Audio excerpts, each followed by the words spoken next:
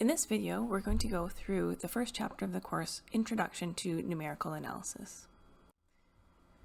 So as I mentioned in the course introduction, the content for the course comes from a variety of sources, including Dr. Samar Adib, and we're going to be using his website quite a lot through the course. I also got material from several professors in MECI, Dr. Carlos Lang and Dr. Morris Flynn. And some of the content also came from the books that I have recommended, Computational Methods for Engineers, Modeling Algorithms and Analysis, as well as Numerical Methods for Engineers. Okay, so let's go through an introduction to numerical analysis. So first, what is numerical analysis? Well, numerical analysis is the study of algorithms that use numerical approximation as opposed to symbolic manipulations to well-defined mathematical problems. So for example, we can consider a problem that seeks to find a real number x that satisfies the expression x squared is equal to 2.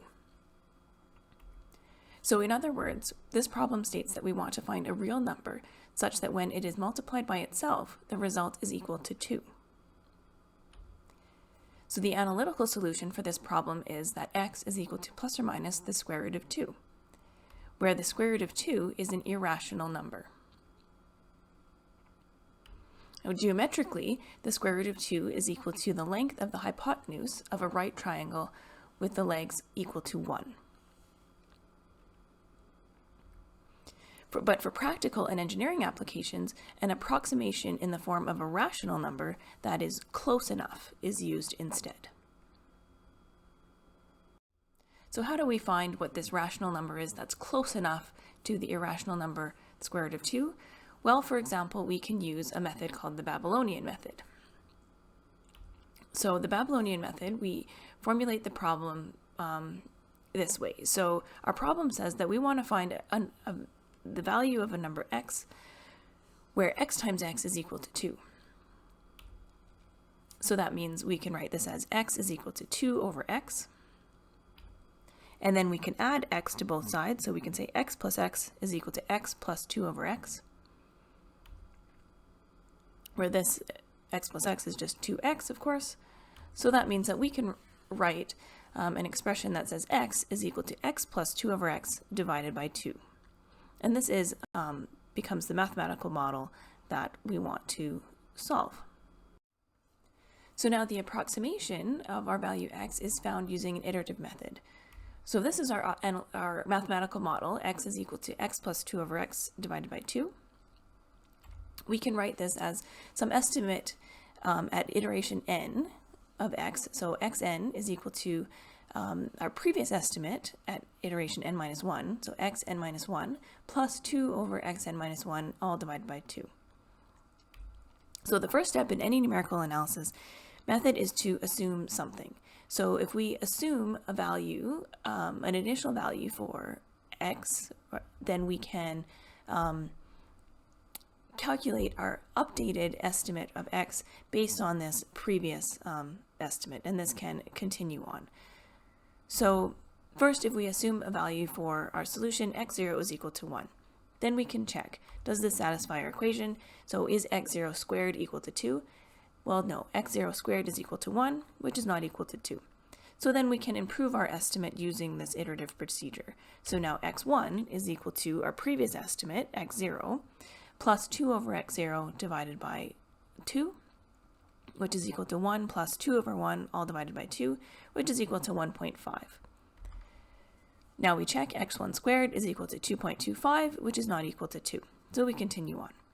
So now x2 is equal to x1 plus 2 over x1, all divided by 2, which is equal to 1.5 plus 2 over 1.5, all divided by 2, which is approximately equal to 1.4167.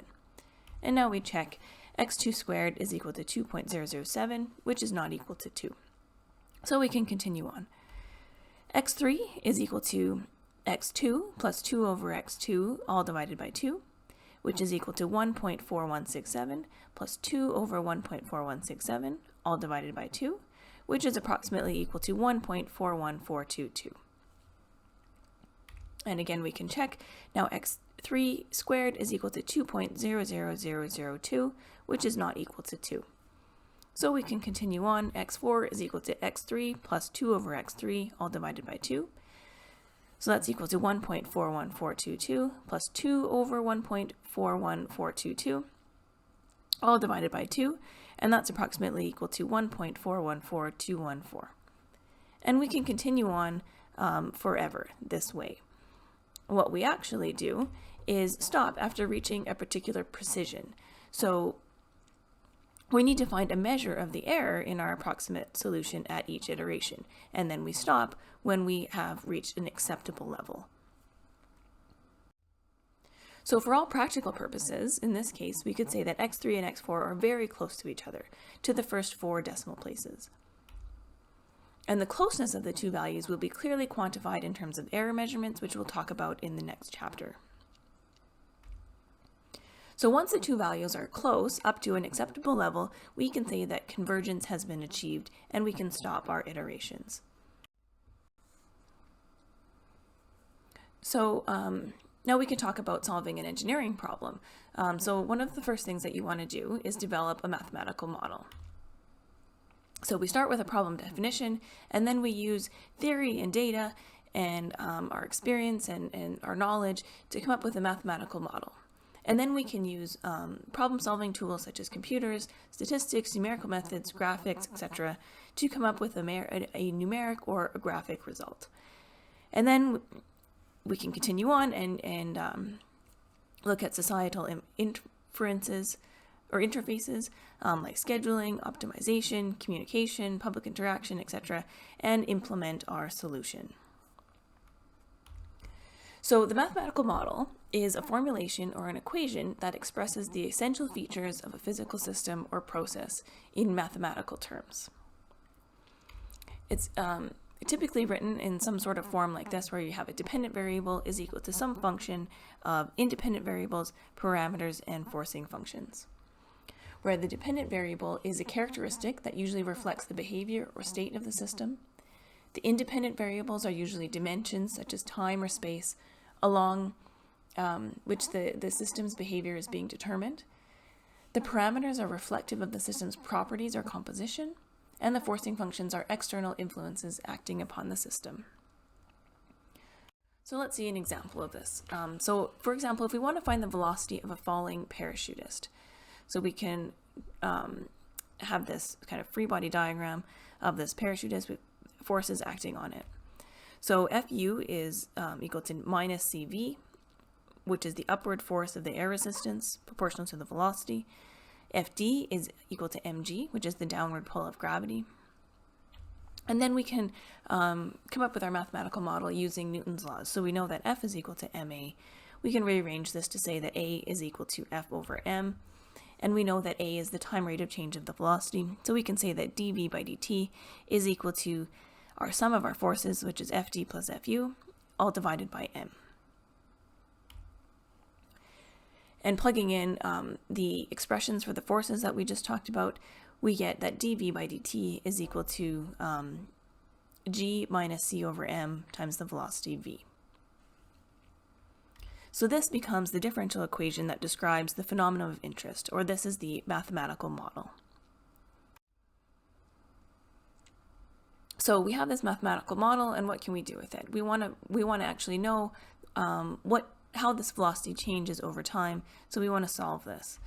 So we can solve this analytically using calculus, but we can't solve it using arithmetic operations. So for example, if we know that the parachutist was initially at rest, v equals 0, at t equals 0, then we can use our methods for solving differential equations to write down that v at any time t is equal to gm over c times 1 minus e to the power of negative c over mt. So this is an analytical solution to the problem, where we use our knowledge of differential equations and methods to solve differential equations. In this case, v is the dependent variable, t is the independent variable, or time, which is the time. M and c are the parameters, so they describe the properties of the system, and g is the forcing function. And if we plug in appropriate values for the parameters and their forcing function, then we can find an analytical solution to this problem. So we can find the value of the dependent variable velocity at any time of our independent variable t. And we get some expression that looks like this, or some curve that looks like this. Now instead, we can also solve this problem numerically, by reformulating the mathematical problem so that it can be solved by arithmetic operations. That is essentially what we do when we want to use numerical techniques to solve a problem. And this is especially important in problems that cannot be solved analytically or cannot be solved easily analytically. That's when numerical tools become very powerful. So let's see how to do this. So for example, we know that the time rate of change of velocity can be approximated. So dv by dt is approximately equal to delta v over delta t, which we can write in this way, where v of ti plus 1 minus v of ti divided by t of I plus 1 minus ti.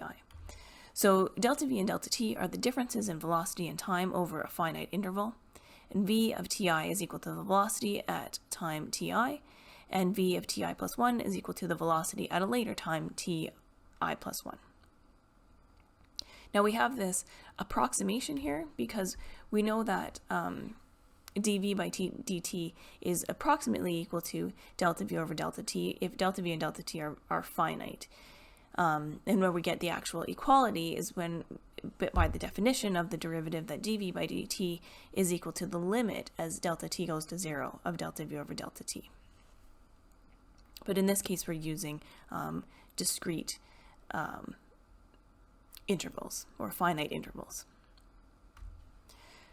So plugging this into our differential equation, our mathematical model, we can say that v of ti plus 1 minus v of ti, all divided by ti plus 1 minus ti, is equal to g minus c over m v of ti. And we can rearrange this to say that v of ti plus 1, so the velocity at time ti plus 1, is equal to the velocity at the previous time ti plus g minus c over m v of ti times this difference in the two times, so ti plus 1 minus ti. So we have this new expression for our mathematical model, and this is written using, this is an arithmetic expression. So this gives us a means to algebraically determine the velocity at a time ti plus 1 using the previous values of velocity and time. So the new value of the velocity at time ti plus 1 can in turn be used to find the velocity at time ti plus 2, and so on. So essentially what we're saying here is that the new value of our velocity is equal to the old value of our velocity plus, in this case, the slope times the step size, where this difference in the time increment ti plus 1 minus ti is either called the time increment or the step size. And if we start with an initial velocity of time equals 0 equal to 0, we can get this approximate solution that follows closely along the analytical solution, but it is evaluated at discrete times. And the approximate solution can be improved by a variety of techniques, for example, decreasing the step size. So moving those ti plus 1 and ti closer together, we can get a better approximation of our solution.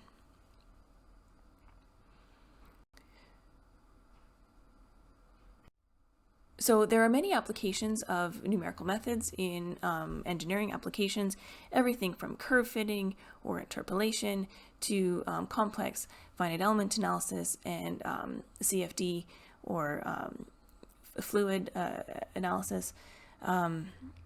With the increase in the power of computers, numerical methods are increasingly important and a very powerful tool to have in your engineering toolbox as you move through your degree and into your career. So these are just some of very brief description of a few applications and kind of a quick overview of what numerical methods are.